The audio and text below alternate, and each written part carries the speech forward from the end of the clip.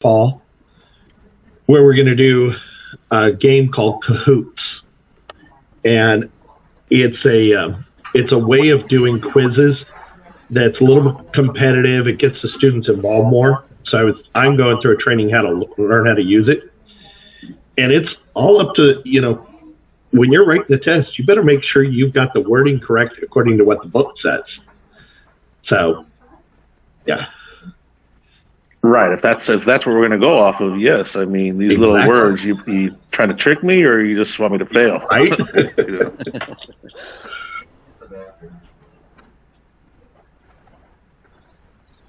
morning. Good morning, Stephen and Tyler. Morning.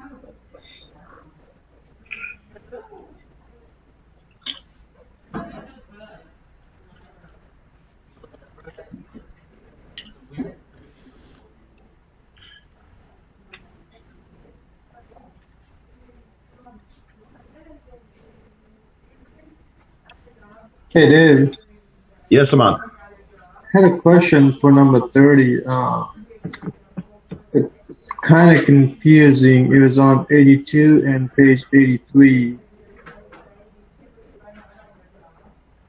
Okay. So I don't have the test in front of me. So in all honesty, as we finish up today, because we'll focus in on the carpet cleaning section today. And then what we'll do is at the end of class, the last half hour, we can go over that, and that way I can break out the test, because I have to pull it up on my side too. Okay, all right, no problem. Thank you. All right, let's see. Okay, I think we got one person missing, but well, good morning, everybody, and welcome to our Friday class. Today we will, as we go into carpet cleaning, we are going to get into the equipment, materials, supplies that are used for carpet cleaning. And one of the things that I thought would be helpful, because you guys are going to get the experience of touching things on next Saturday's class. However, being able to see some of this, seeing some of the videos, seeing tools used is helpful. And in our class on Wednesday, we went into discussing basically how carpet is cleaned as far as giving you the overview. Today we'll look specifically at those equipment, materials, and supplies. So we're going to use the website to help us. Give me a second. Let me shut the door so we can keep going.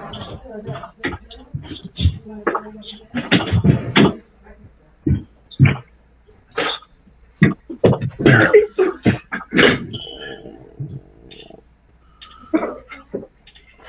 Recording in progress. So one of the things that you guys should learn how to do as well is how to research things as you're going into cleaning. And when you're looking for specific stuff, how to do things, you want to be able to research beyond just what the ISSA book shows, because that's a good start to things. But there's so much more out there and available. For example, we posted in the Google Classroom the other day, you saw the link to IICRC, which is a training school for the carpet cleaning profession as a trade. That covers everything involved with carpets and rugs. The other one was the Carpet and Rug Institute, provided a lot of training materials. The other resource that is very helpful is our suppliers. And kind of give you guys a quick background on this. When I first started in this cleaning industry back in the early 90s, back then it was the janitorial supply companies who provided most of the training, most of the resources. If you wanted to learn how to clean something, you would go to your local janitorial supply company, and a lot of times they would have these workshops provided by the manufacturers. And most of the big manufacturers of products would provide training. They would do training to get where you got to play around with the spotters, you got to look at the products, and they would give you training and background. Over the years, that has changed. more and more of the salespeople who work for these companies are just salespeople. They're not really trainers. But good supply companies are still providing training resources just in a different way. Instead of through their sales force, they do it through training materials online. And one of those is a company in the carpet cleaning industry, a company called Jondon, Jondon. I'll be posting their link here in a few minutes on the web in our Google Classroom. But today, that's who we're going to use for a lot of resources. And I want you guys to know where to go, again, for additional resources when you're looking to understand, what tool do I need? Where do I need to get this from? Jondon is going to be that resource that can be valuable to you guys. Other companies that we'll also show you, and I'll do a link at the end of class today, we'll briefly go into trainings from a company called Nilfisk Advance, who's an equipment manufacturer. They actually have their own training program that if you're buying products from them, they have what's called the Nilfisk University, and it's all kinds of training on equipment. So if you're working for maybe a school district or a hospital who purchases a lot of equipment from Nilfisk, you can go through their training, and it's quite extensive. I'll show you just one quick video on it. So that's a resource for you guys. So not only learning where to find training, but also what would you find on there. So notice what we'll look at here as we get into looking at what Jondon has available. And here you'll see, give me a second here.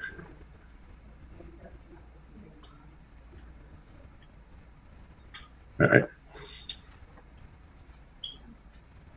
Give me a second, guys, because my screen does something where I can't see you guys when I do this. So.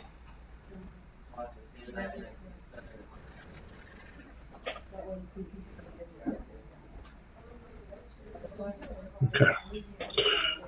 All right.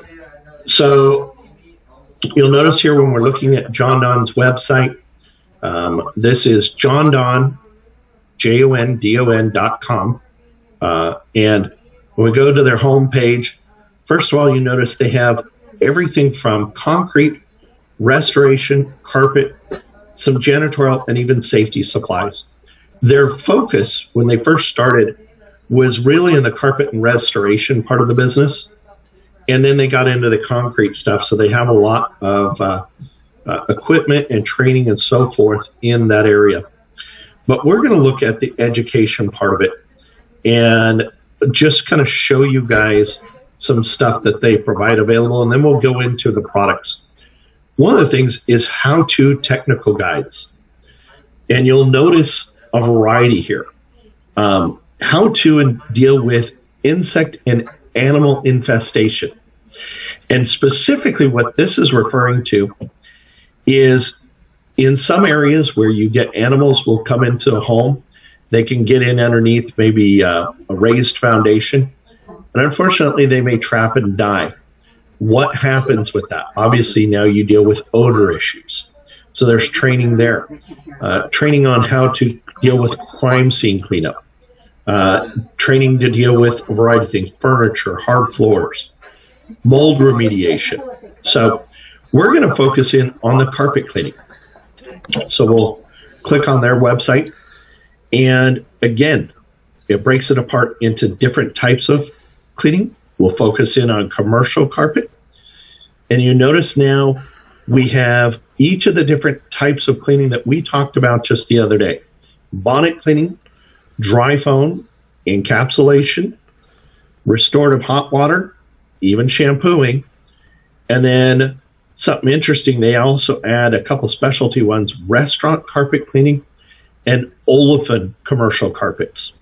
And just so you guys know what olefin is, we were talking a lot about man-made fibers. Olefin is a man-made fiber, and it was used a lot in the late 80s and early 90s before nylon really took off.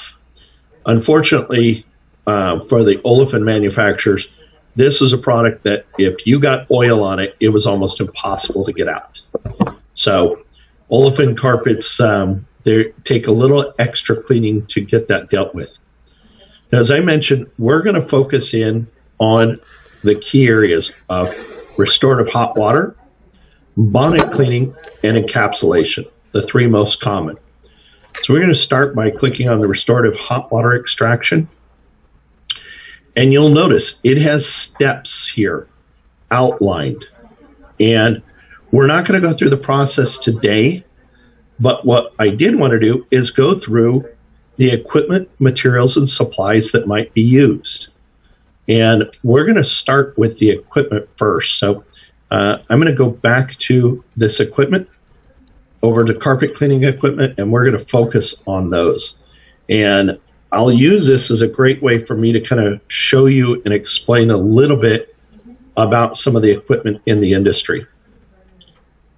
And interestingly about truck mounts is a truck mount carpet cleaning machine is a machine that is basically installed inside of a vehicle. And these are running on gas engines. Sometimes you can have them set up to run on what's a direct drive, where it's basically the engine of the vehicle, the van or whatever, is what's powering it.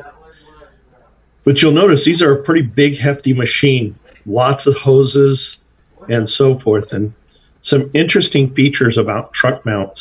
I mentioned the other day that these have what's called heat exchange systems, where the heat from the engine creates or heats the water in the machine. And what will happen is you have water coming in. They will literally pull water just from the water hose and faucet of whatever building they're dealing with. That water comes into the machine, is heated, and pumped out at high pressure. And typically the pressure can range on these machines from a few hundred PSI to up to over 1200 PSI. So that's the standard out there. The other interesting thing, and you could see it kind of on the back side of this, you'll notice that there's a tank there.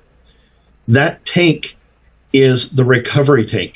And these tanks are anywhere from 60 gallons in size all the way up to about 100 gallons, average being about an 80-gallon tank size.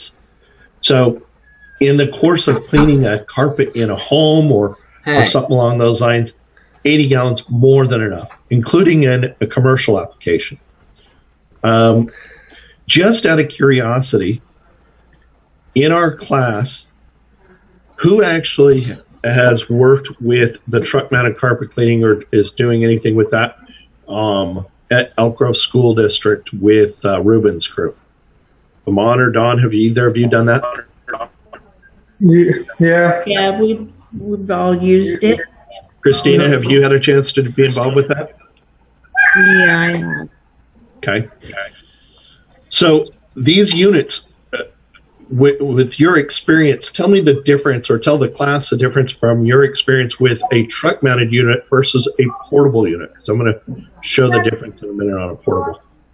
For one, it depending on what machine you're using, if you're using a or if you're using a Haas, it cleans better. It absorbs the water better when you're done.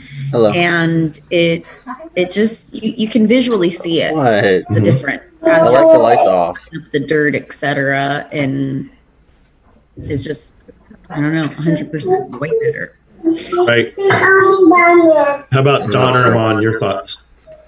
It's so bad. I feel well, obviously the water is extremely hot, so it cleans the carpet better. The suction's also a little bit better. That's what I know about it. Okay. I understand. And Amon, your thoughts? Like Christina said, automatically, cleaning with a truck mount is 100% better than cleaning with the portable carpet extractor. Right. And, it's kind of faster to do it, better cleaning. I left it in the computer room yesterday. You can clean the large areas in a quicker time. Dries up water pretty fast. And then the water, especially using a RX 20, you get pretty hot water, and it's a heavier machine, so it kind of cleans better and sucks the water better. Yeah. So- The only downfall of using it is the hoses. The hoses get in your way. You have a lot of hoses that are behind you. Right. Yep. And they're bigger hoses. Typically, you'll run a 2-inch hose off of the truck, Thank you. and then it'll drop down to about an 1.5-inch hose into the room that you're cleaning. So, and you can run anywhere from 150 up to, I think the maximum is about 300 feet of hoses. So there's an advantage. You could park the truck in one spot and do multiple rooms. Thank you. There's a disadvantage. If you were to do a high-rise building, you struggle with being able to deal with an upstairs area. In a residential 2-story house, typically not a problem.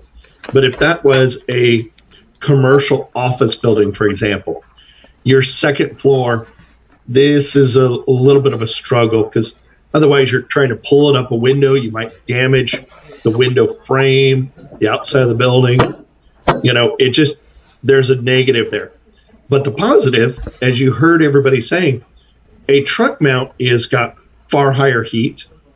Typically, as I mentioned the other day, 210 degrees on average at the machine, with temperatures of about 190 degrees when we're hitting the floor, which that hot water is also why we get such faster drying times.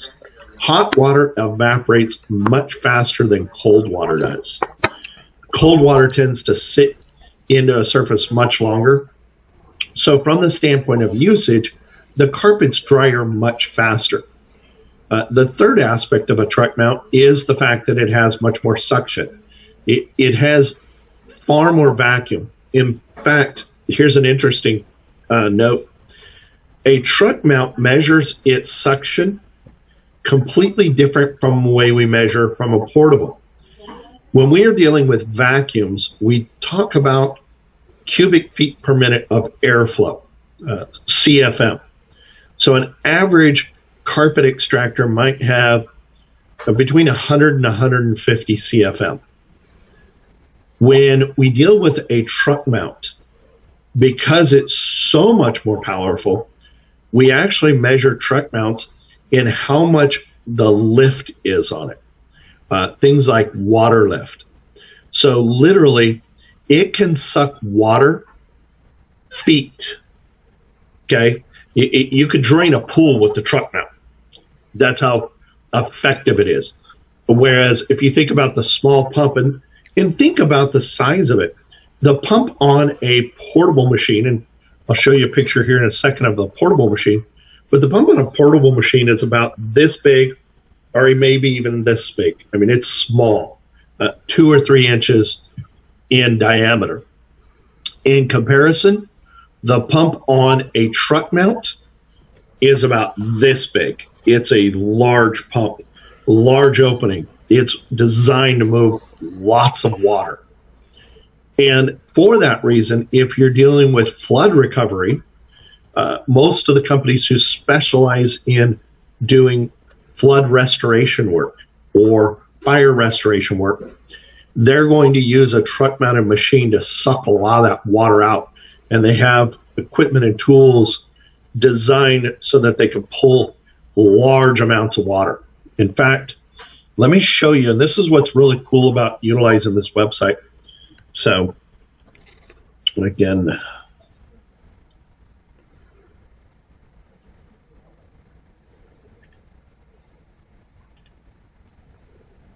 okay, so pictured here, you guys should see the portable machine. You'll notice how much smaller this machine is. This is very typical of a portable extractor with just a wand. And then if we go back to carpet cleaning equipment and we talk about portable equipment, another style is what we call a self-contained unit, like this unit. And these units are designed, this is probably a better picture of it, where it has a tank. It has small pumps, a vacuum head, and a scrub head. These are very typical. You'll see them in schools. But in comparison to quality cleaning, there is no heating function in this. Okay? It's running pressure that is much lower. So now it's talking about 136 inches of water lift, which isn't bad, but in comparison to a truck mount that maybe has 20 feet of water lift, this is half of that. And the pump on it is very low pressure. It's only 100 PSI.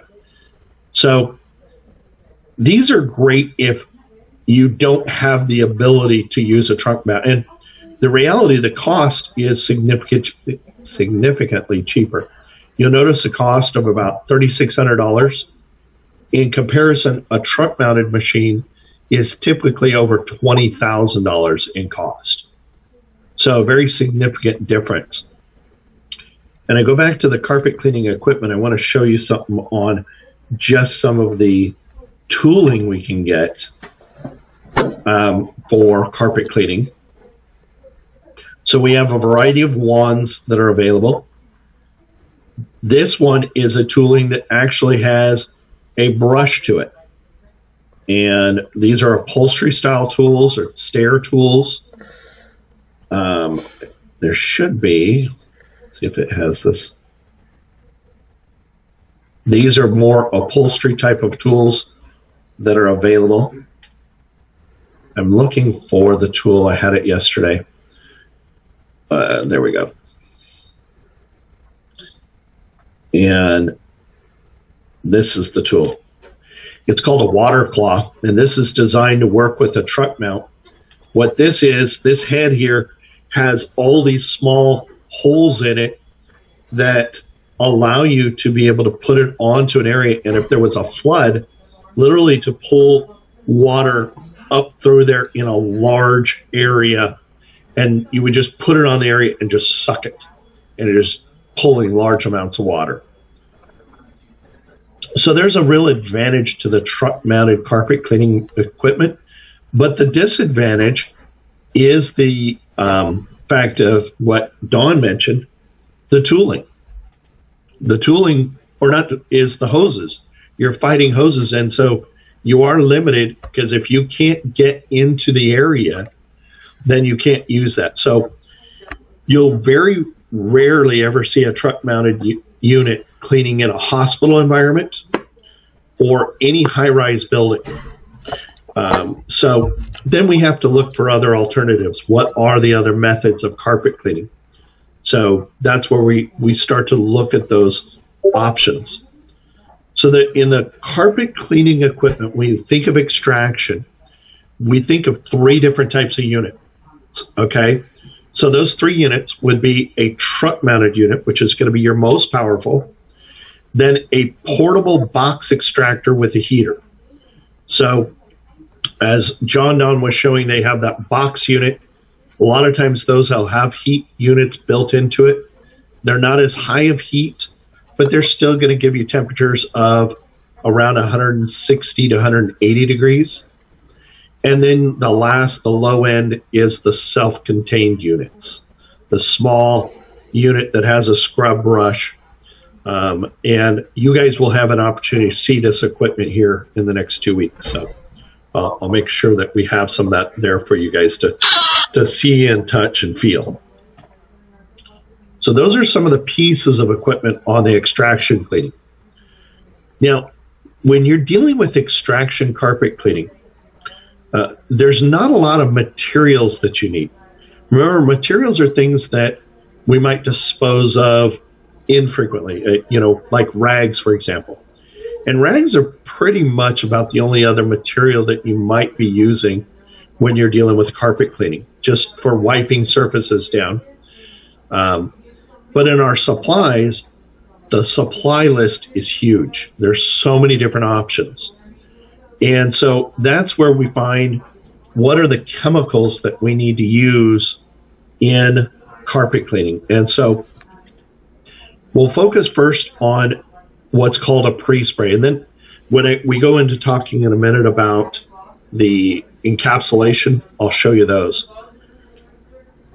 So pre-sprays are designed, or we also call them traffic lane cleaners. Those are designed to help to emulsify and break down soils ahead of time.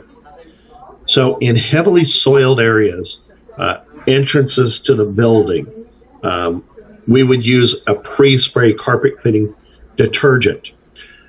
Typically, these are higher pH and work effectively well on greases and oils to break those free.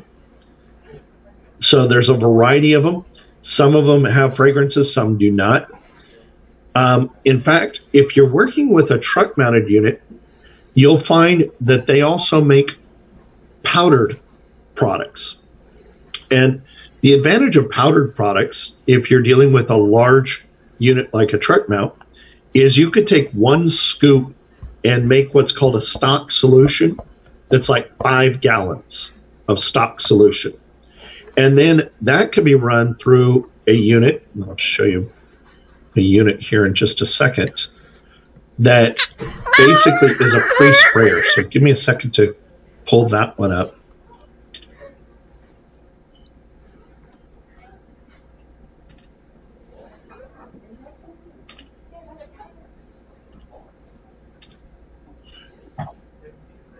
So you'll notice here, this unit, it's called an injection sprayer.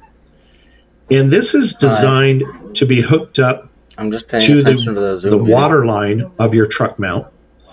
And you would put a stock solution into the tank that's here, and it's going to mix it with water, so it'll dilute it for you, and it'll allow you to pre-spray all your carpet with a little bit of pressure.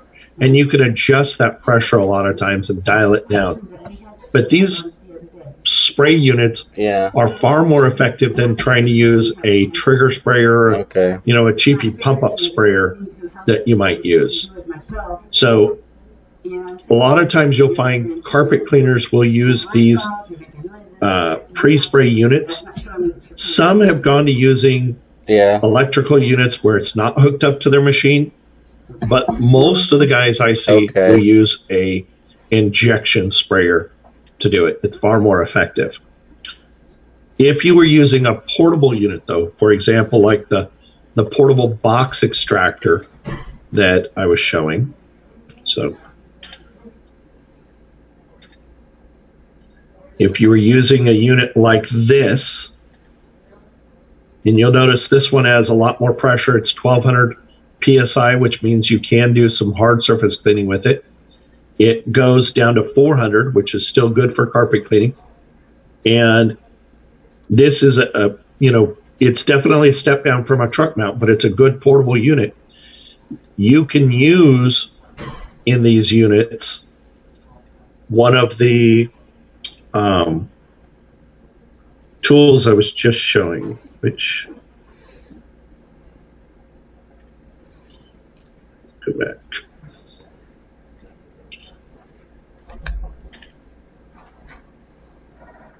And that would be these kind of electrical sprayers like you would see here. And all those are designed to work in conjunction with a pre-spray. Now, a lot of guys, when it comes to extraction cleaning, it's typically preferred that you pre-spray your carpet and you do not run chemicals through the machine itself. You're really using the machine to rinse the carpet. So that I have found to be most effective. You might pre-spray the entire carpet, but your traffic lanes, you would spray much heavier with that stock solution in the chemical pre-spray. So the carpet cleaning chemicals, as I mentioned, there's a lot of different options. One of the other things that you have for carpet cleaning chemicals is what's called a rinse. So one of the things that can happen is in carpet, because it is a fiber, you can get a buildup of detergent where you have a lot of soap residue in there. In fact, one of the problems that it can occur is that you get so much soap residue, you get what's called a browning effect, okay? Which is just this high alkaline buildup It especially occurs in natural fibers. Wool is especially susceptible. You have to be very careful with it, but browning can occur. So from that standpoint, rinses are also a very effective product, and these could be run through a machine, through a truck mount or a portable extractor. And these rinses are acidic in nature. As a matter of fact, here's an example of all fiber rinse. And if you notice, the pH level is a 4.0 to 4.5. So that kind of rinse does a great job of rinsing the residue out of the carpet. A lot of times you'll run into issues where for years maybe they shampooed or they bonnet cleaned it and they were leaving a lot of residue. If that occurs, then what I found is just run water or run a rinse agent, and that's it. Don't try and use any pre-spray or detergent. You're getting a lot of problems. Now here's another product in the carpet cleaning chemicals that we'd want to use. And this is called where's it at here? I'm not seeing it. A defoamer, there we go. Now, a defoamer is also a popular thing because if the carpet was used a lot of chemicals that left residue over years, you may find that as you're cleaning the carpet, you're getting a lot of foam into your tank. And foam is a bad thing because, unfortunately, foam takes up volume in the tank, and it can shut your vacuum motor off.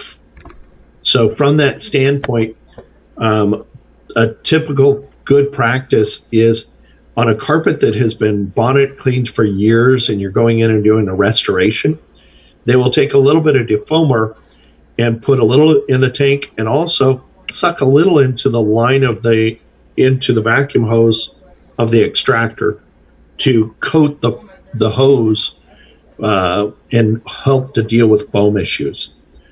So this is a great product. It also has a pH slightly acidic to neutral. As you notice, a pH of 6.3 to 7.3 with this one. This product has a pH of 5.5 to 6.5. This one's designed to be mixed up in water, so it'll raise it a little bit. But defoamers are really a helpful chemical that you may have to use.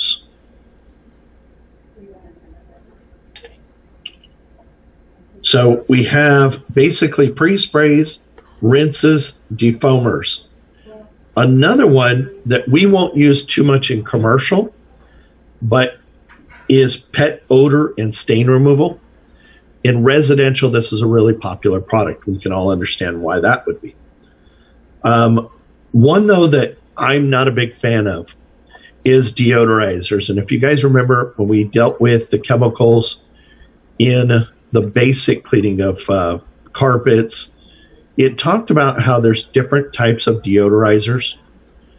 Those are masking agents.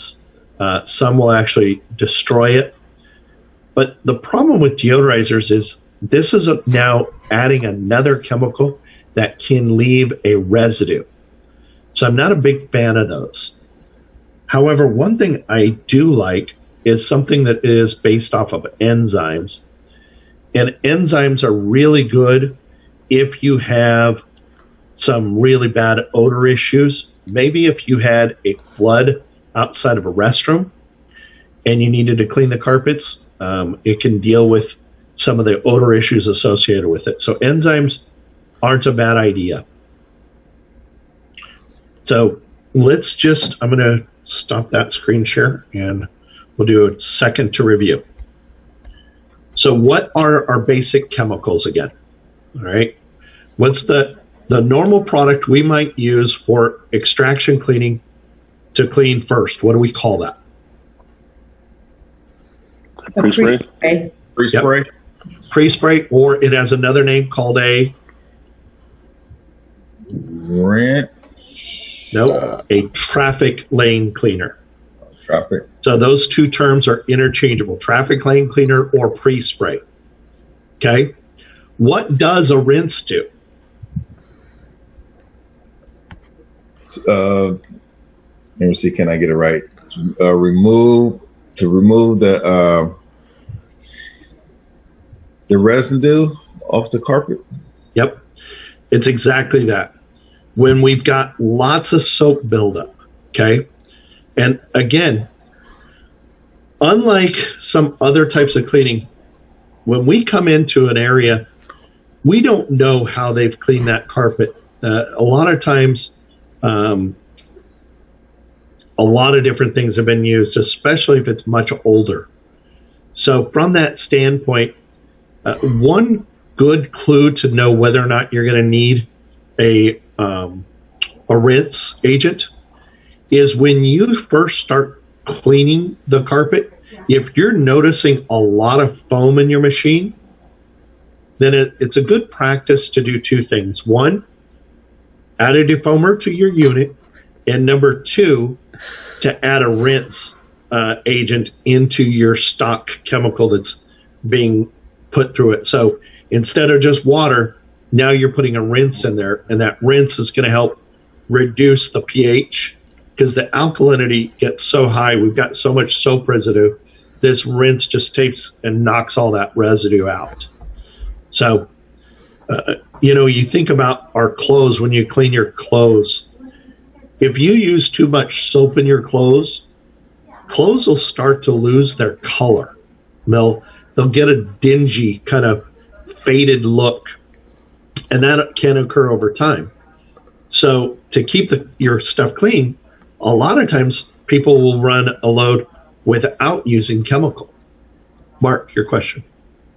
I'm a little confused. You said use a rinse and a defoamer. The rinse is added into the water. The defoamer sprayed on top?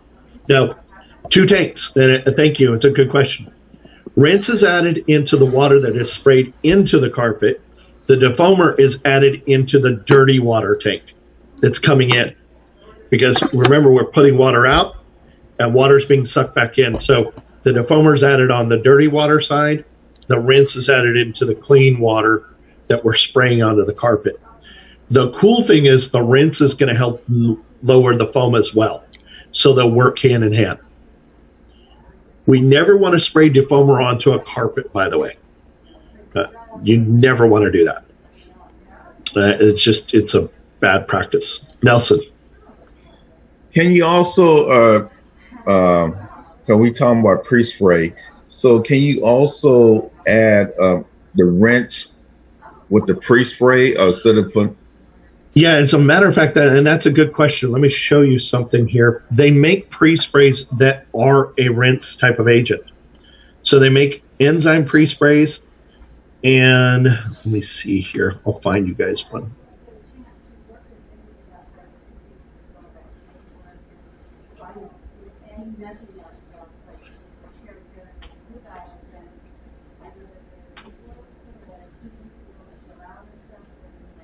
A couple of companies make specialty ones.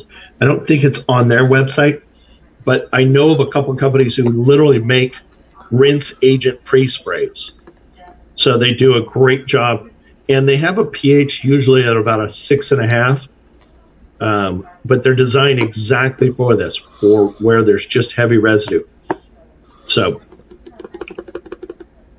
okay, but you can use that.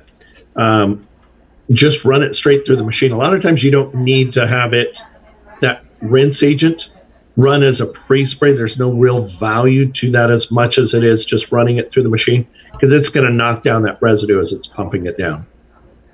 Okay? So keep in mind when we're talking about extraction cleaning, if we don't pre-spray the carpet, literally what is happening, if you can imagine, I'm trying to use something here at an angle here. So I have a wand. I wish I had a wand here with me, and I'll make sure I have one for our class when we do the hands-on. But you imagine the wand has got a head like this, and in that head, at a point, there's going to be just a little jet spraying water. And as it sprays, it is sucking it right back up. So from the extent of a wand that we would use for cleaning of carpet, the water is not being left on there long. It is spraying it down and sucking it right back up. That's the idea of an extraction. And the reason why we like higher PSI, we literally want to flush it out and suck it right back up as quickly as possible. The goal is to recover as much of the water that you put out. So, for example, if you use 20 gallons of water, you want to be able to recover, 18 gallons, 19 gallons of water. You want the rest of the water to evaporate off as fast as possible. The longer it sits there in the carpet, the worse it is, because water sitting in carpet does two things. One is it can soak deeper down. It can penetrate and affect the glue. Okay, so if we leave it on there, it can cause delamination. Number two, water left in carpet can lead to odor issues. Okay, we can get just a moldy, and it's not even moldy, it's just a musty kind of smell in a room, especially if we close up the room, right? And number three, it can lead to quickly resoiling. It's not good for the carpet to leave it sitting there. You want to get it sucked up as much as possible. That's where the advantage of the truck mount is, because it has the best recovery rate. What's left dries off the fastest. The second best is a portable machine with a built-in heater and a stronger pump. The lowest, the worst, is a self-contained extractor. And generally speaking, most places don't like to use self-contained unless they have no other option. There's just some buildings, there is no other choice. If you're going to extract, you have to use a self-contained. So that's what you do. Mark. Is this considered a specialty cleaning? No, so we do call it part of project cleaning, and extraction cleaning should be part of regular maintenance program. So from the standpoint, there should be a program for maintaining your carpet. It begins with the daily maintenance. We talked about vacuuming. Then interim maintenance, which we'll talk about here in a few minutes. And then lastly, restorative, which is going to be that extraction. And that should be built into a program for a facility. So, a lot of maintenance contracts are built with the understanding that I'm going to have you vacuum daily. I'm going to have you quarterly do a interim maintenance, maybe either a low moisture or bonnet cleaning system. And then regularly, maybe once or twice a year, I'm going to extract. So for example, in a school district, most of the time, carpet cleaning is done in the summertime. That's the project work. And so during the summertime, you go from cleaning classrooms every day to now you're doing your project work. You're doing things like deep cleaning of the restrooms. You are going in and cleaning all the carpets. You're doing any stripping and waxing of floors, and you're doing the gymnasium floors and those projects. That's your project work that occurs in the summertime in a school district. So, for example, in your guys' scenario, as we start talking about your final project, those of you doing a school will build into your program extraction cleaning, because that's the most common way to clean the carpets in a school, is to come in and extract it. Reality, though, there's 2 truck-mounted carpet cleaning machines for your district? Is that the case? And you guys have, I think it's like 72 or 75 schools in our district, okay? That means not every school is going to get a truck-mounted carpet cleaning every year. The worst ones will get it. The ones that are better maintained will be on a program that they may get it every couple of years, or it occurs during a different time of the year, because there's a crew that's what they do. They go out and clean carpets. So, that makes sense? Yeah. All right. So we've talked a lot about extraction cleaning, because extraction cleaning is the restorative. It is the standard for restorative cleaning. Now, the next method goes into the interim method, okay, of carpet cleaning. And as we talked about the other day, there's basically two different types of equipment for that. And that is either a bonnet cleaning machine or a bonnet cleaning or an encapsulation type of equipment. So let me get that brought up here, and then we'll get into that. Oh, you know what? There was one other tool I wanted to show you guys real quick. And this one, I'll share a quick video with you. With a unit that is a truck-mounted unit, they make a rotary machine that is really awesome to use. Let me share this with you guys. Good. Okay. This is one of a variety. This is basically what is called a rotovac. They call it other names. But as you notice underneath, this is the bottom of it. There's vacuum shoes and then spray jets. And this is going to turn just like a low-speed buffer where that head is turning. But as it does, it's spraying and vacuuming. It is very effective. So let me share with you guys the video from this, and you guys have a chance to kind of see what this does. Hey, Dave, dumping of the truck of the recovery system. Where did you dump that at? Because reading the book, is dump it on site in the sewer system. Yeah, so it would. They make what's called a pump out system on the machine, where you can pump it out, but it has to go through the sewer system. So you would pump it out into the drain in the janitor's closet, typically.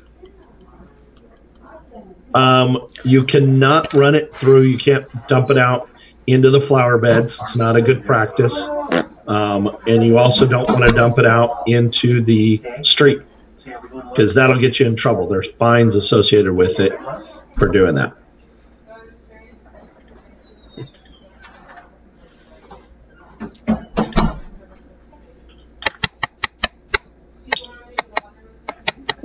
It's not wanting to play that video, so okay. All right, we'll go back. Okay, so let me take you guys into the bonnet cleaning systems for carpet cleaning.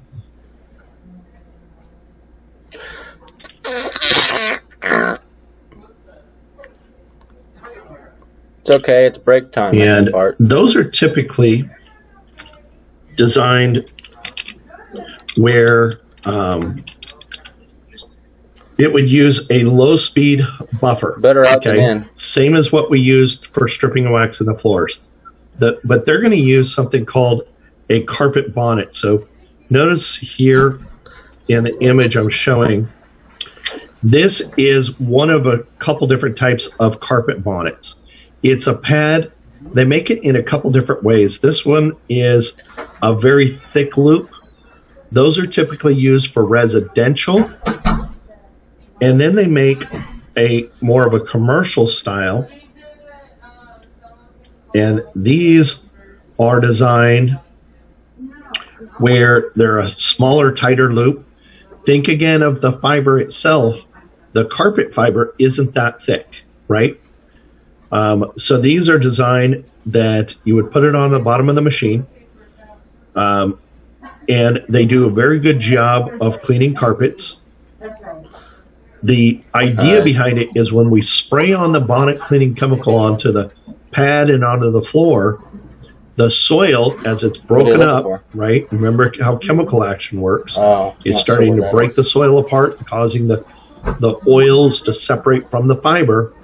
Then it's transferred onto this bonnet. So that's what a bonnet looks like, is something along these lines. Here's another idea of a carpet bonnet. Here's some different ones. You can see all round pads. They even make them where they have what's called a bonnet spotting pad that is rectangular, that can go on an orbital machine, that's good for getting spots up on a floor, because again, it allows you to transfer it. So these are all different types of bonnet type of pads. One of the interesting ones, I'm going to bring this up, so bear with me, is what's now referred to as a microfiber bonnet. And microfibers, as you guys all know, do a great job of picking up soils. So this is an image here of a microfiber bonnet. This is gaining a lot of traction in the industry because they absorb more than the synthetic fibers of a rayon or polyester traditional bonnets, and they can be washed a lot more often. So these are great.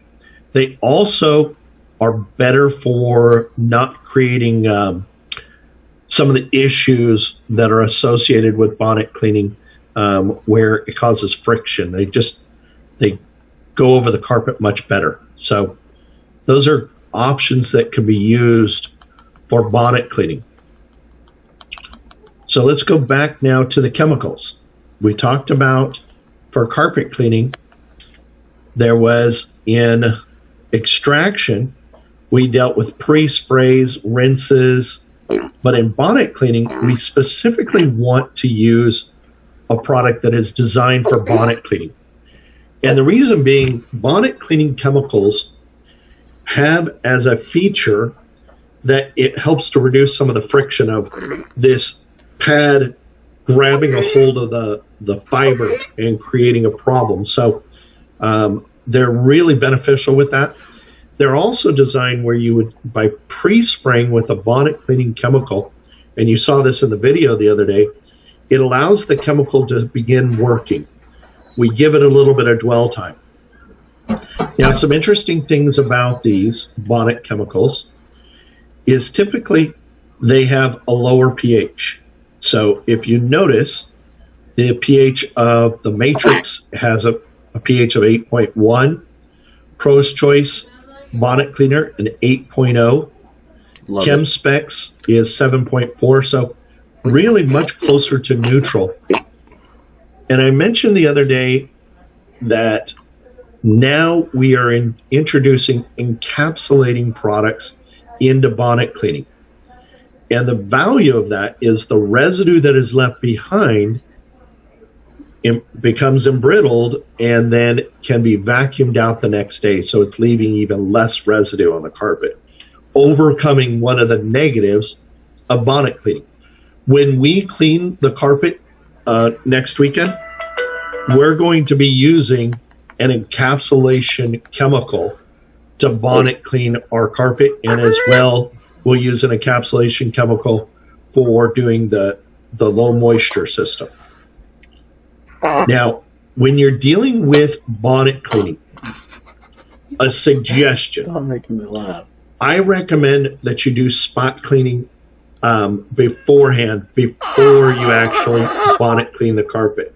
You will spray your spotter down, try and get as much out as possible. I'm very careful regarding spots or stains, because I want to get that spot or stain out before I try to bonnet clean it. I don't want to spread it. So I always try to focus on that. But these encapsulating chemicals, really good for bonnet cleaning. Again, lower pH levels. Okay. In fact, this one, this answers the question of Nelson, can you get a rinsing agent that is good for it? This one is a fantastic product as an encapsulator. And I'll bring this one up. First of all, you'll notice the pH is on the acidic side because it is formulated with hydrogen peroxide. Hydrogen peroxide is slightly acidic. It usually ranges in anywhere from a 3 to a 6 pH. So hydrogen peroxide is great dealing with a lot of organic soils. So if you're dealing with I don't a have any room headphones, sorry. that has a lot of food that is eaten in there, or maybe has a lot of coffee spills, Sorry, then the tacos this I is ate the for type of breakfast aren't product that sitting works well. incredibly well. Hydrogen peroxide does a great job of breaking down. Plus, it leaves a lot less residue. It reduces how much Well, it was real that time. detergents we need to use. And at the same time, It was real, I swear. it's leaving behind an encapsulation product, so it doesn't leave residue. Great way to go for carpet cleaning, whether it's Bonnet or low moisture system. Nelson, your question. Can't use that with the school district. Is that right or wrong? So let's clarify. Your school district, and I don't know your policy, I believe you guys are only using the active ion or the Ozone? the ozone machines.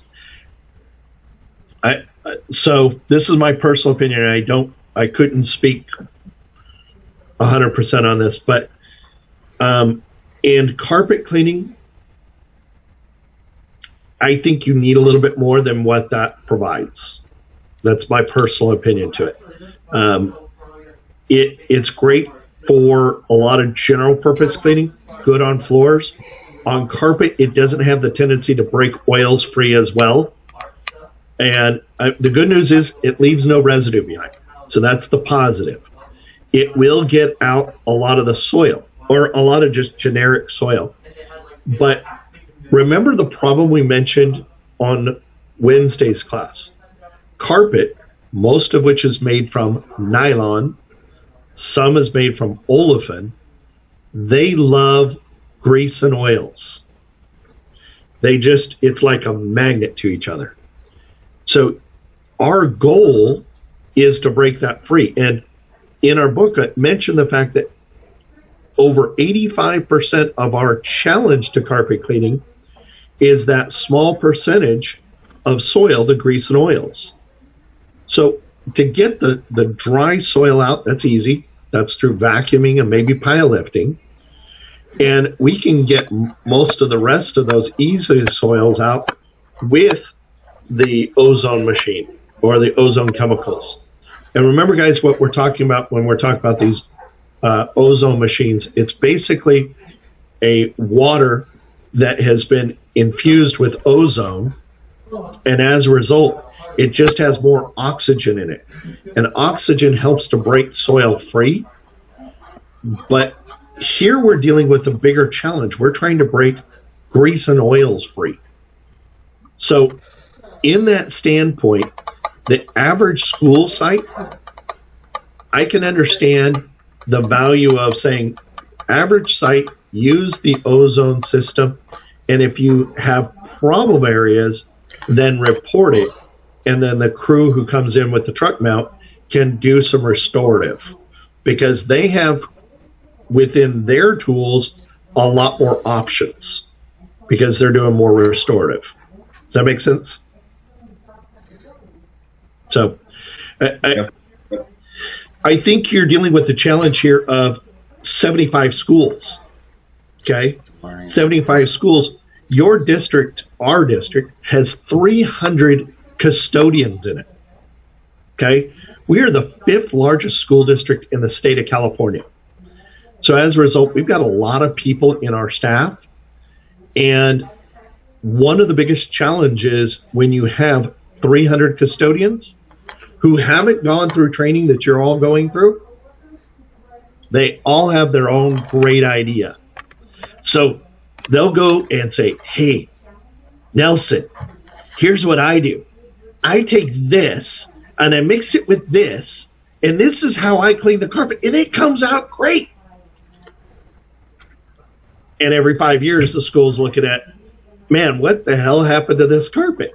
Because they're leaving all kinds of residue. So I can understand the management's decision to do what they're doing. Don, you had your hand up. That's exactly what I was going to say. That was why they stopped it. Because 300 people were doing it 300 different ways. So, yeah. And, unfortunately, that's what you have to do. But when you do that, then you do something else, and that is developing a specialty crew has the training and the knowledge of using a truck mounted machine who can come in and overcome some of the issues. The good news is with ozone, we're not going to do any harm. And so there's a second positive, do no harm, right? When we do no harm, we can't make it worse. So that's the great thing about it is they're not looking at what did you do to this carpet? You know, we don't have to buy rinses. We don't have to buy lots of defoamer, you know, and you think about the cost of those chemicals. If we add up that cost, and do you guys remember the analogy of the 90-10 that I told you about? 10% of our total labor cost is the chemicals. 90% is the labor. Well, if we can watch some of those chemicals, and imagine if we reduced the chemical cost to 1 or 2%, now all of a sudden we have a little bit more that we can spend on labor, and that allows us maybe to employ that specialty crew or pay a little bit more for, you know, getting some restorative work done, even if it's outsourcing it. So it was a good question you asked, Nelson. Hey, Dave? Yes, sir. Is there a district that's that large? Do they ever subcontract that work out because of a shortage in labor? Not in large districts. Generally speaking, you don't see that happen with a very large district like Elk Grove. They have the manpower to develop, you know, teams, and Elk Grove is very common with doing that. Okay. On the opposite side, shortage of labor occurs in small districts. Here's an interesting fact. You live over in Antioch, correct, Tony? Yeah, Antioch, Pittsburgh, East Bay. Okay. In Contra Costa County, the average school district over there has less than 10 schools. The Contra Costa County does not have large school districts. In California, Sacramento has 2 large districts, but outside of in Northern California, the big districts are San Jose Unified, San Francisco Unified, Elk Grove, and Sac City. Those are the 4 big ones. Everything else outside of those is usually about 30 or less schools, and in some counties, they're 5 to 10 schools. So in those cases, especially when they're average of, you know, 10 schools or less, yes, they do outsource it. And they'll have a company come in and bring in a truck mount. They may have that done. One of the biggest challenges with outsourcing for a school district is the bidding process. And you all know, those who work for the school district, there is a lot of strict regulations about who can work in a school. And they have to have background checks. They have to be fingerprinted. So not anybody, they can't have a felony. State of California law prohibits that. However, a contractor can get around that if the stuff being cleaned is done when there's no students on campus, so typically in a summertime. But the challenge for a lot of school districts, summertime, the amount of time available in a school, you know, when we all grew up, we had 3 months of school break. Now the average summer break is only about 6 weeks of summer break. So because of that shortened summer and because of all the extracurricular activities occurring in a school, a lot of districts can't bring in outside contractors because of all those regulations, because there's just such a short window of opportunity for a contractor to come in and do the work. So, but good question, Tony.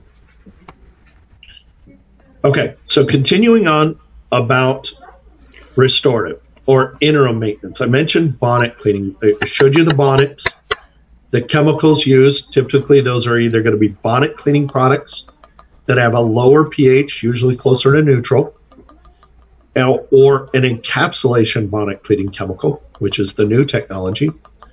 So now let me show you the encapsulation equipment. because this encapsulation equipment, new style being used. And I showed you one the other day, and this is in one of the videos, but let me show you this one. This one is from a company called ProChem. Again, it's on John Non's website. And you'll notice a couple things. One is the brushes. They're pretty thick brushes that are on this machine. And as our instructor was showing the other day, they are counter-rotating, meaning that they're turning opposite, and they basically turn into each other, not out. So they're spinning in a manner that they both turn in. And you'll have a unit that's got two brushes. Underneath the unit, you will typically see plates that are underneath this that capture the soil or the sand. These are not designed to extract. You'll see the brush here, and the brushes are dropping down below the machine. They are only scrubbing the carpet. They are not extracting. There's nothing being removed except for some of the sand and soil. So from that standpoint, these units are really designed to brush in whatever product you're using, and then afterwards to be vacuumed. And from that standpoint, what is left over, the detergent that has the encapsulation chemical, what it leaves behind is a residue that captures the rest of the soil. So this method of cleaning is a new type of method. It can be used in combination with an extractor, where you can pre-scrub the carpet with this and then extract, or it can be used as an interim where you simply spray, and the machine itself has usually a tank associated with it where you could spray on, and the tank will be usually added up here, where it'll spray a little bit of the encapsulation product and then scrub it, and it's picking up a lot of the dry soils that are there. But then what's left behind, we vacuum afterwards because it dries extremely quickly. And then we would vacuum it again the next day. And it does a great job of getting a lot of the soil. And if you remember in our book, we talked about if we maintain it properly, most of the soil is in the top third of the fiber. This is focused on cleaning that top third of the fiber. The value to it is it's not flushing solution down the fiber. It's staying towards the top, and whatever residue is left behind, that encapsulation product, then as it dries, that's being vacuumed off. So that's the system. They're very simple machines, they're very easy to use. You guys will find this is a great system to use as an interim. Nelson, your question. So you mentioned once you go through the process and vacuum, so that machine will loosen the fabric up so the soil could come rise to the top. It's not so much loosening it; it's just scrubbing it so much better. You know, on a beater bar, you have one brush, right? Sometimes two on each side of it that's spinning. It agitates some, but this is agitating a lot. It's a heavy-duty brush, and it's lifting the sand and soil up. So it is loosening up the fiber a lot and then freeing up that soil out of the fiber. Okay? So you were pretty close. But it's focused on that top third of the fiber. And again, it's using that same chemical, the encapsulation chemical. So from that standpoint, I'll show you, there is a system out from a company called Nilfisk Advance. And just so you know, I refer to Nilfisk Advance a lot just because in equipment manufacturers, this is one of the largest manufacturers in the United States. They're actually now owned. Nilfisk is based out of Europe. Advanced Equipment was a American company, They merged a number of years ago to create a international presence. But these guys make some of the top of line equipment out there. So I'm going to show you a unit. I had a chance to run this thing, and this thing is just amazing. So let me show it to you. Those of you who want the premium, the Cadillac of carpet cleaning, this is it. This is called the Total Carpet Care Machine. And this is fantastic because, one, it has an extremely large tank. Let's look at some of the technical specs on this thing. It is 28-gallon solution tank on it, and just large volume. What's great about it is the bottom here has got those two counter-rotating brushes. This can be used for dry vacuuming. It can be used for low moisture carpet cleaning, or it can be put into the mode of deep carpet cleaning. And the change in the mode is basically where, as you change the mode on it, it literally changes how much water is put down and the speed of the machine. So a really great unit. This is the same thing in a basically a actually that's not the one I want. They make another one similar to it. I'm going to go back here. That is a walk behind. So they make it a right on and a walk behind. Again, two brushes, one large vacuum head. It can be put into the mode of low moisture cleaning or wet cleaning. Now this one doesn't allow for vacuuming, just dry vacuuming, whereas the other one did.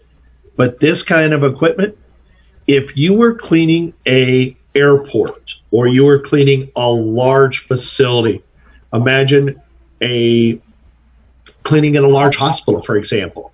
And we mentioned that in a large hospital, you can't do cleaning with a truck-mounted machine. We just can't bring in hoses dragged in.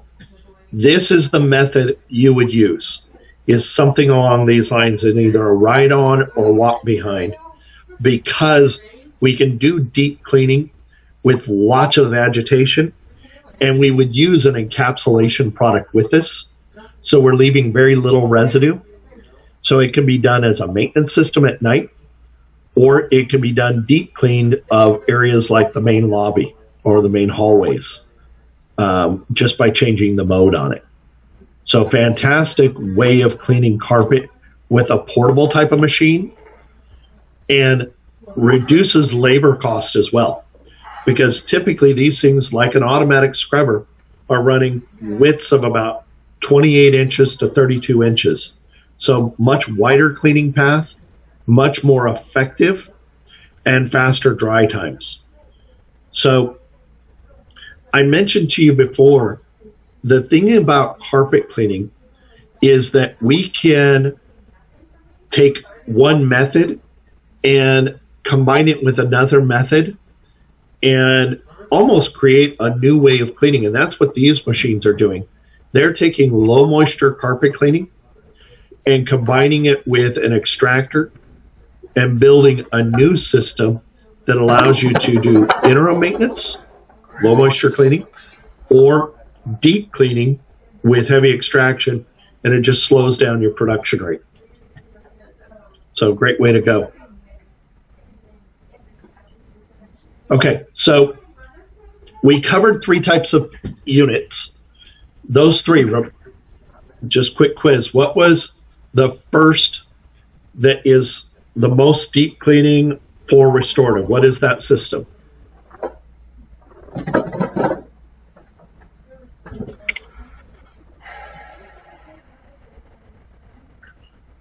Truck mounted extractor, deep cleaning. Deep cleaning it, yep. And so it's extraction cleaning. Within extraction cleaning, we talked about three different types of units that could be used. What were those?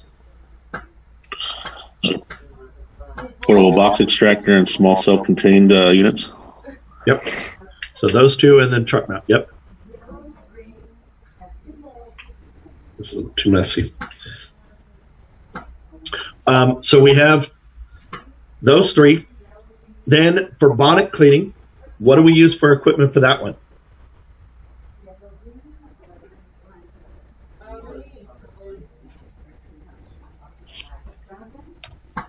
Anybody remember the machine? Isn't it a rotary? A rotary machine, yep. Swing buffer. Yep. And what material did we use with a bonnet cleaning machine? The bonnet pad. Yeah, bonnet pad. Yep. So bonnet cleaning uses a swing buffer rotary machine with a bonnet cleaning pad. And a lot of times a sprayer to spray it on the solution. And then for low moisture cleaning, encapsulation, we mentioned it can be done with bonnet cleaning. Yellow. But then what was the other? And it's actually got a name, so I don't know if I stated that. Okay. Same name as the system.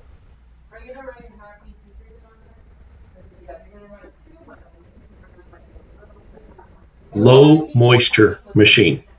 Okay. And that is that machine I was just showing you guys. Okay. So let me show you again. Okay. These are low moisture machines, right? Is what you see here. Okay. Or encapsulation machines. That's another term that they can be called, is encapsulating machines. So those are our three different types of equipment we might use. Now, other equipment we could be using, we mentioned wands, we mentioned the sprayers, right? You have sprayers that are pump-up sprayers, you have the electric sprayers, or you could be using one that's an inline sprayer that's connected to the truck mount. The rotojet or roto tool that's connected to an extractor, that's another tool that can be used. They make stair tools. So there's a whole variety of tools that can be used with these machines. For portable units, it's the same thing. Usually for a hot water portable machine, it's going to be a wand that we would use, hoses and wands.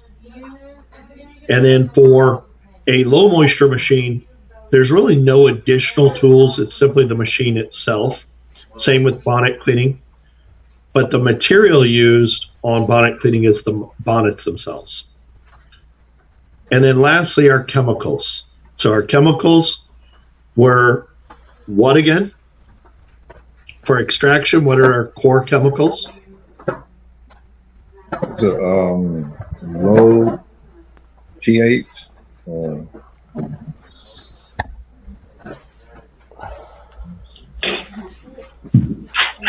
Pre-spray. A pre-spray, yep, that's the main one. And what else? Rinse, defoamer, and pet odor enzymes. Yep.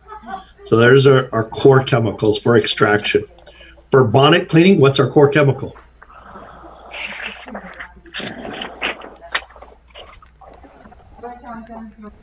In the name.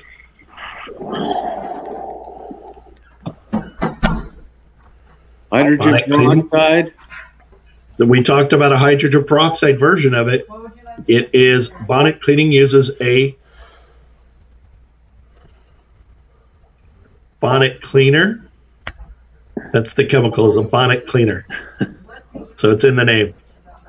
And then an option of bonnet cleaners is an encapsulation bonnet cleaner. Okay? They do make encapsulators that can be used for bonnet cleaning. And then for low moisture carpet cleaning systems, what's the chemical?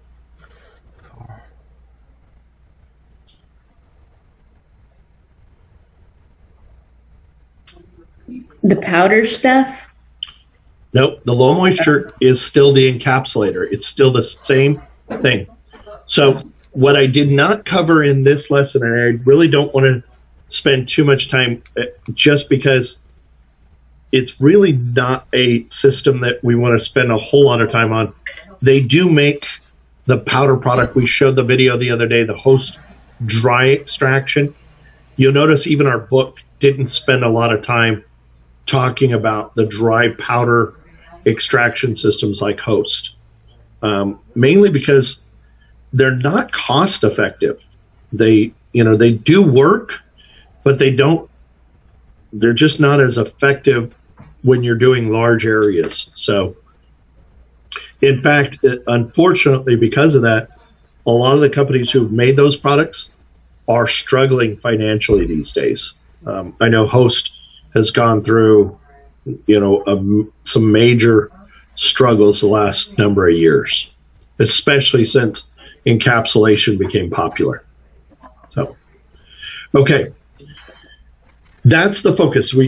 I wanted you guys to understand the chemicals and equipment, because next week we will go through the procedures on how to clean with each of these systems. And from that extent, we will then actually do those procedures next Saturday. So that way you guys get that hands-on experience with this stuff. I have secured a hot water extractor, a portable one, so you guys can see that. We are not allowed to use it. So I'll bring one down, I'll show it to you guys. We can't use it on that carpet just because we're going to run into problems. So we'll focus in on cleaning with the other two, but I'll go through the machine and kind of go through the process for you guys on that part. Mark? Will you be doing any spot cleaning firsthand? Yes. Testing the spot, see what it is and whatnot, and go from there. Yep. Absolutely, we will. So we may even create a couple of our own spots if we can't find any there, just so you guys can kind of see, the process of doing it. And I'll also bring over some samples because I have those carpet swatches where we can do some spot removal on those swatches. So it's a great opportunity for us to play around with spotting of carpets. So I picked up a chemical the other day I tested that does a real good job for spot cleaning. I actually did some testing in our house. So it worked well, and I'm very pleased with it. So we'll use that one. We have some products to work with for next Saturday. So you guys will have a chance to play around with a lot of these things and get familiar. Okay. So then what we'll do here. Recording stopped. Is let me grab my book. And if you guys had questions on testing, and if not, we'll jump into our breakout rooms to kind of talk about your projects. So anybody have testing questions or issues that they want to go over? Yes, 30 and 31. Which is this for the carpet? Yeah. Are we talking about the other test or this test? Either one. I don't know that anybody's finished. I think I've seen a few of you finished, but I haven't checked. Therese sends me an email, and I only got a couple of emails regarding ones that are completed. Oh, I'm sorry. If anybody needs help on the first one, go ahead. I don't want to take up the time. Anybody on the first one? Okay, so we're good on that one. So let me pull up the second test real quick, Mark. So give me a second.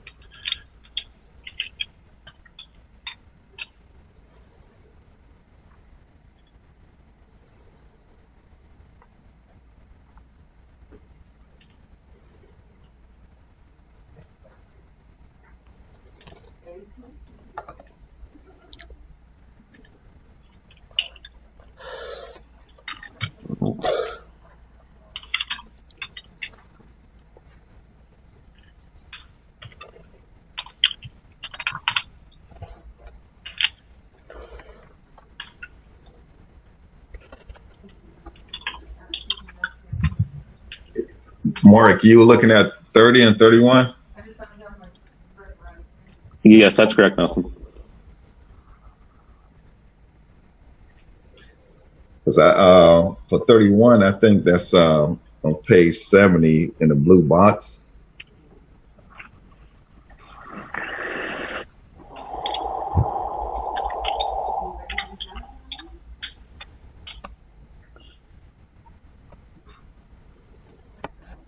I saw that, and it just kind of speaks on the certification of the machine, right?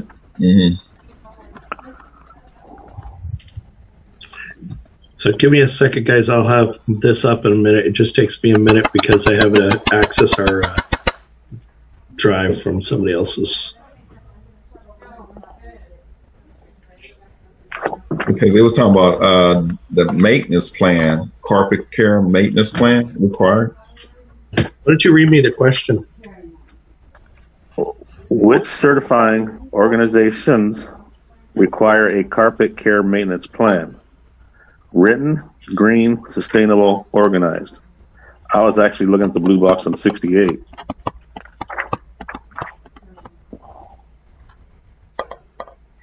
I think it's green, but not sure. That's where I went with it. Yeah, that was the one we were kind of struggling with yesterday. So, what are the answers it gives you?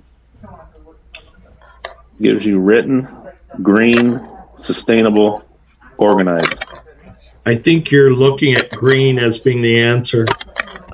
That's what I got, but it just, I don't know, for some reason it didn't make sense. Yeah, I'm going to look for the test real quick here. I think we found it on page 70. Yeah, it's in the blue box.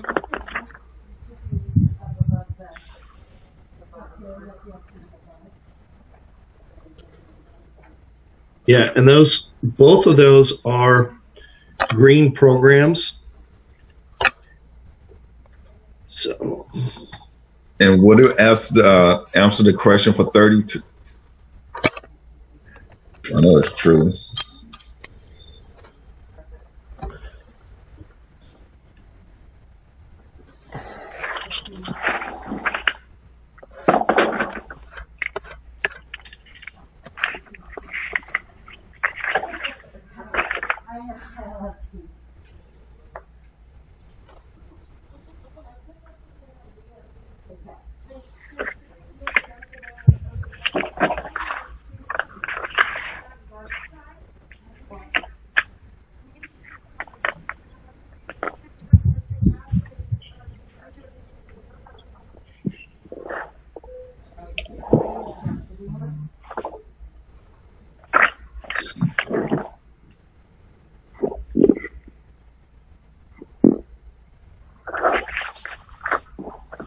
Just now getting this loaded.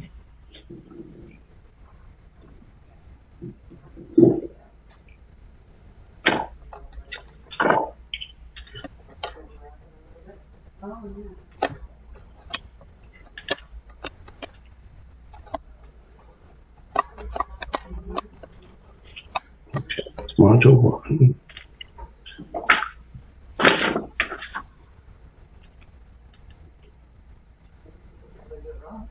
Okay, I now have the test loaded here, guys. All right, so Nelson, which question were you asking about? We was looking at question 30 and 31. Okay. Yeah, I think on page 70 for 30, it will answer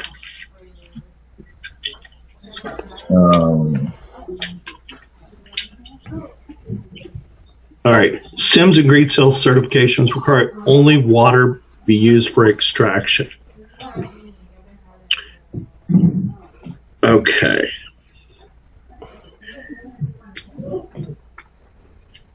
So, again, I don't have the answer key, guys. So, my gut is that that's false, because what those organizations, SIMS and GS42, they simply that it require that it has the CRI seal of approval. And if you remember, I gave you guys the link to CRI's website. CRI, Carpet and Rug Institute, certifies products. So they, from their standpoint as organizations, they do certify different cleaning chemicals and systems. For example, with extraction, they have that. So I will double check that and see what I can find. So I'm making a list of these questions to make sure. I think on page 82 and 83 at the bottom, it kind of tells it, but we weren't clear about it.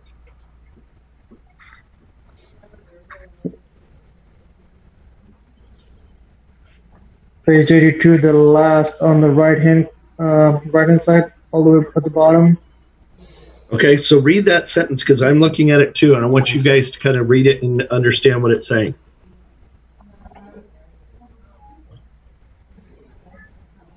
Because it starts there on page 82 and goes to page 83. Yeah. The Green Seals GS42 operational certification states that deep cleaning of carpet using wet extraction or other methods should only be done on an as-needed basis in order to conserve water, electricity, and manpower. When carpet extraction is necessary, it should be scheduled during a period of minimum building activity. Well, that answers one of the questions. Yep. Yeah, that answered the question on number 32. Yeah, exactly. Yep. So that'd be false for number 30, right? yeah, and I think number 31 is going to be green organizations. Which certifying organizations require a carpet maintenance program? It's going to be green certifying, because that's the two organizations it lists there are green certifying organizations, SIMS and what was the other one? Green Seal. Those are both green certifying organizations.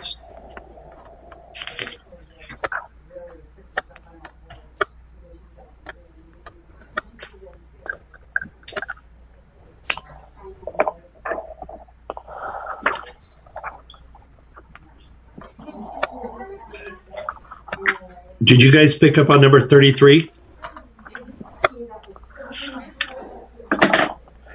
Yes. See on that one. Yep. Yeah. Just to be sure, 32 is twice, right? No, that go back to that same sentence that we just read. Yeah, first sentence, as needed basis in order to conserve water, electricity, manpower. So That's where. Yep. Oh, wow. Okay.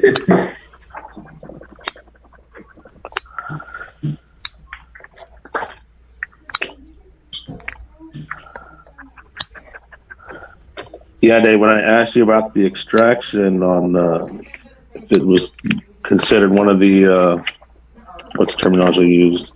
Project jobs? We were talking, I think you mentioned twice a year.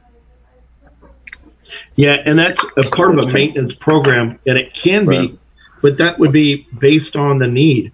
So, for Right. example, in a school, that might just be annually.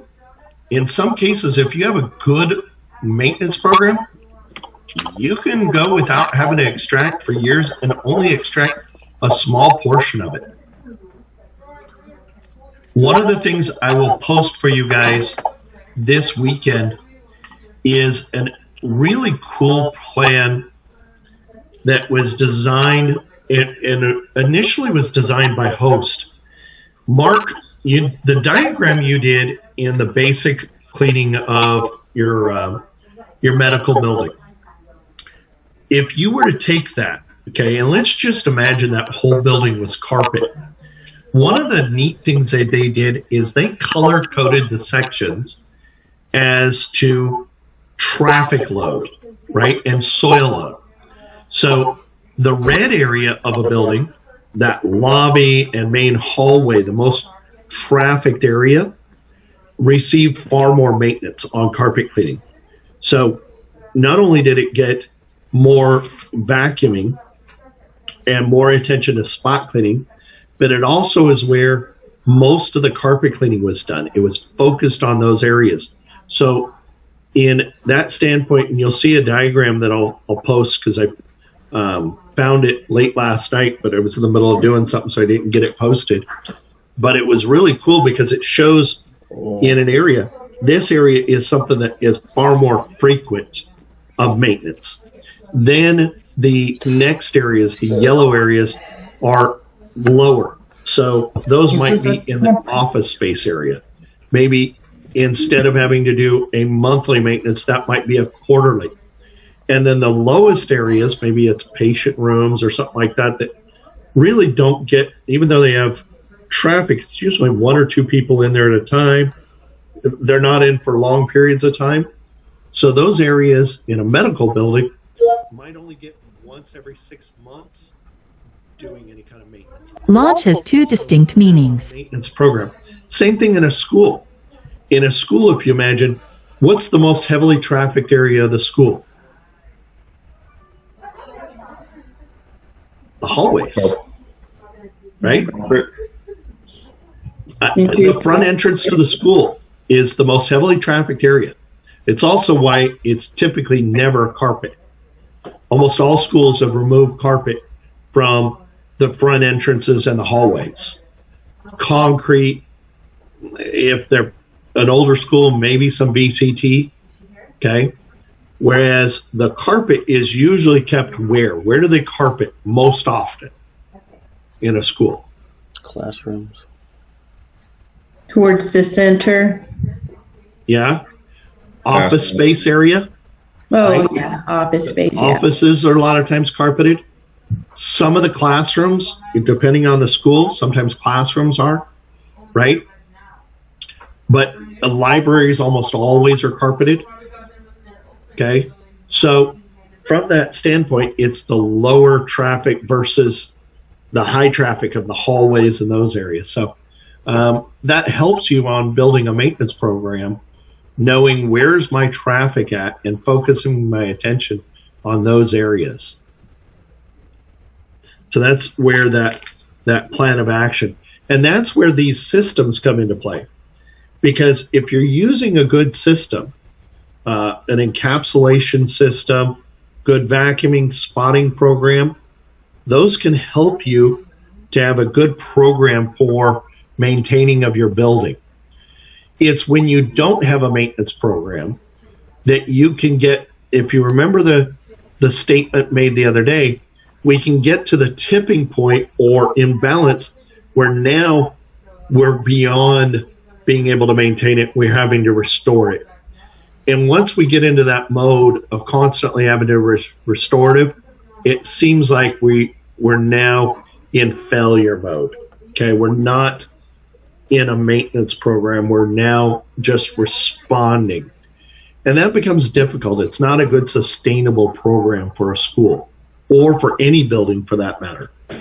So if we think about the cost of carpets in an area, whether it's a school building, an office building, medical, whatever, it's an expensive cost. And if we can extend that life beyond the standard life cycle, we can really help to increase the value, and it's worth it. But if it gets to the point where we're spending more money than it's worth to maintain, then it gets to that point they need to replace it. And, the longer we can give of the serviceable life, the better. So, any other questions on the testing? Okay. All right. I want to wrap up with finishing discussion about our project work. All right. We're getting down to our last few weeks. I want to make sure we're starting to get organized into our projects.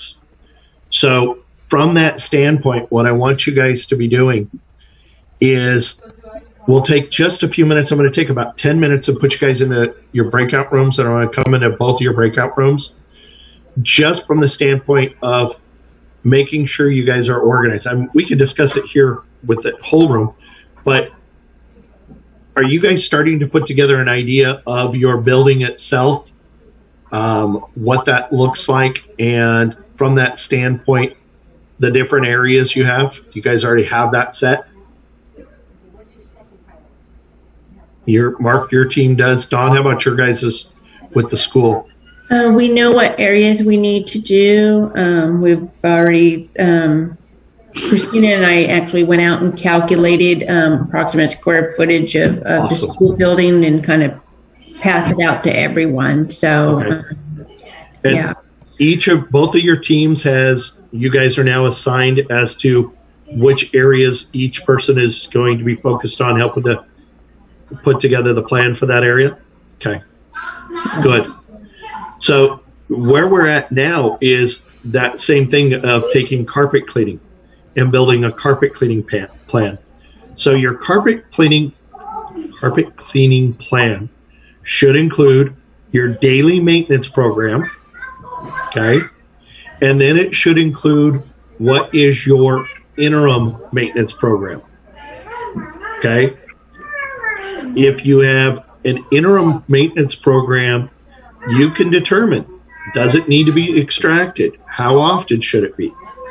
So that's why I'll put that blueprint plan into the Google Classroom, because on Monday, after we cover the procedures, I want you guys to take that plan, that idea, and determine what your plan is going to be. Now, the cool thing is, I just got today the updated ISSA cleaning standards that I'm going to try and get uploaded for you guys, where we have some standards, and I believe I'll have access where we'll be able to plug it in. So we're going to try and do as a fun project, and I'll help you guys with Everyone this. seems to be up and good. We're going to test out some software from ISSA that we can plug this information into, and it'll give you guys some information back. So you guys are going to be part of some testing with me. I'll be playing around with it over the weekend, and then I want you guys to help me to use it for your projects, because we're going to use that to determine, instead of trying to do it using that ugly spreadsheet, we're now going to use this using digital software. So, does that help you guys a little bit? Yeah. Okay, cool. Okay. Calculation. But I wanted you guys to understand how it does it. That was why it was important for you guys to understand your coverage rates, your dilution rates, and also your how to just figure out how big of an area. I mean, you guys have to be able to know that stuff. So you won't always have a software program to rely on. So having the tools, and more importantly, knowing where to go get these tools, okay? That's going to help you guys a lot to know that these tools exist and they're there for your ability to do your jobs. So today, I hope that you guys valued or got the benefit of using a vendor's website to do some research. And I mentioned to you I would show you one other vendor, so I'm going to show you something on this.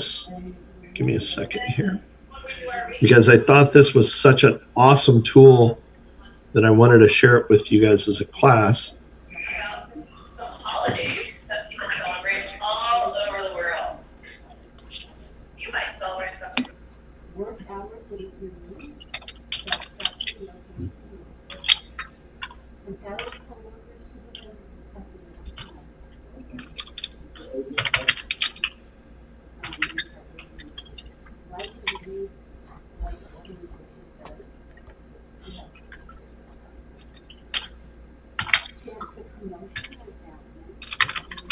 I'm just loading it here. All right. So I'm going to share this with you. It's from YouTube, but it's basically the Nilfisk University on YouTube.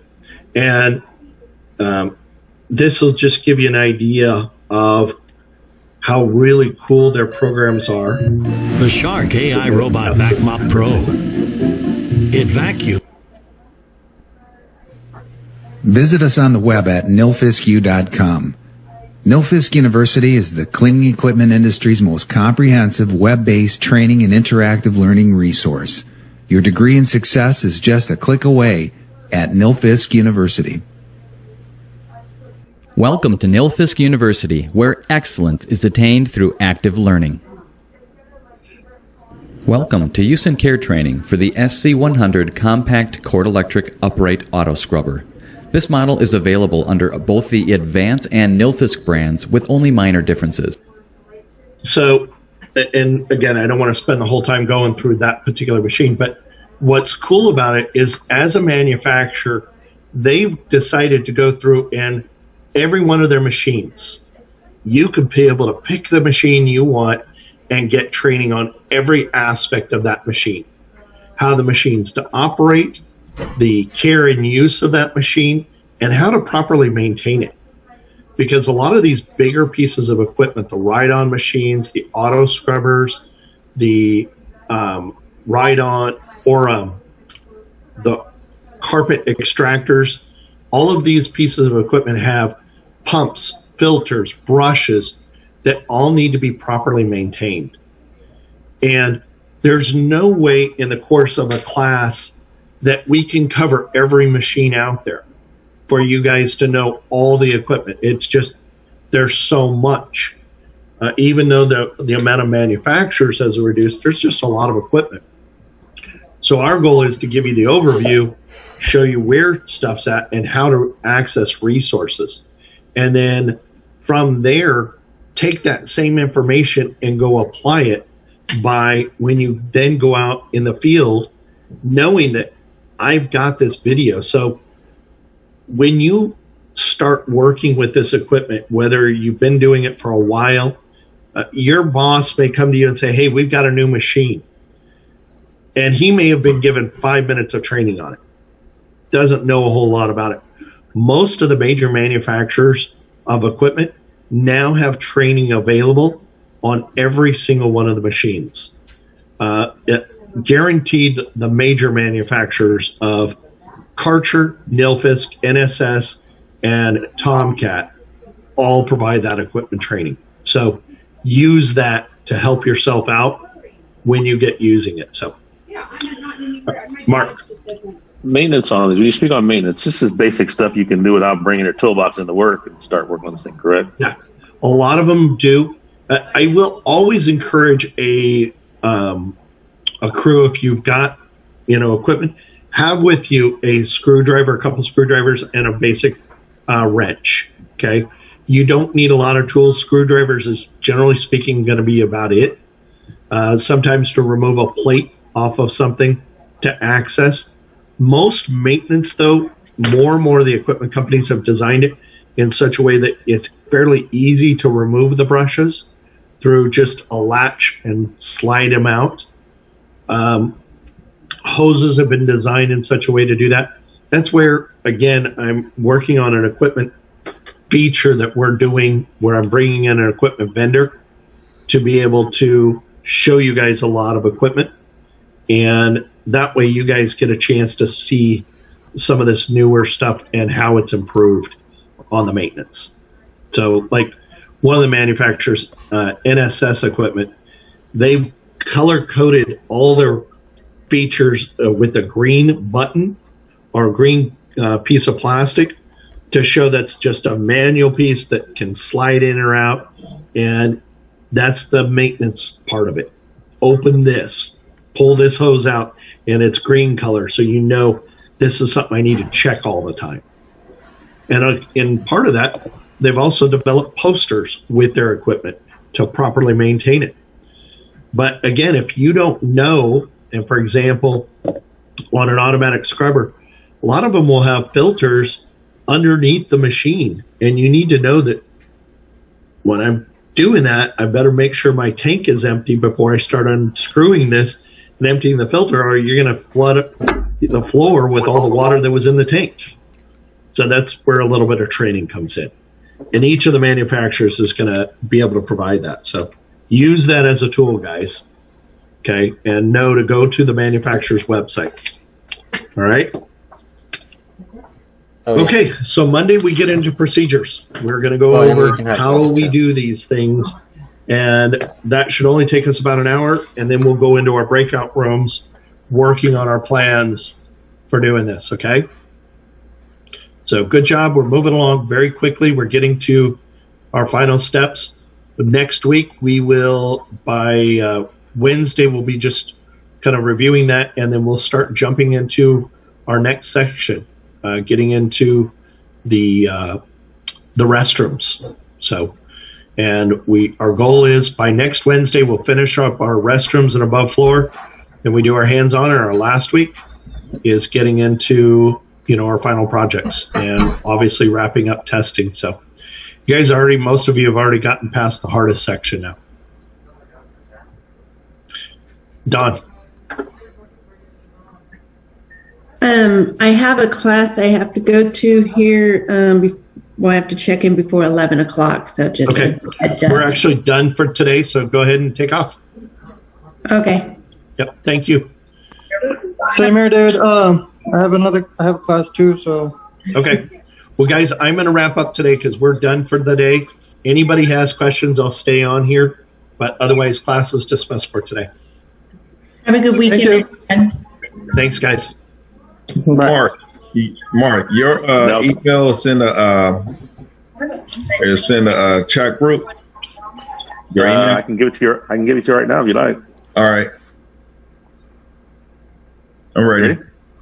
KAZOO, the number 2, KAZOO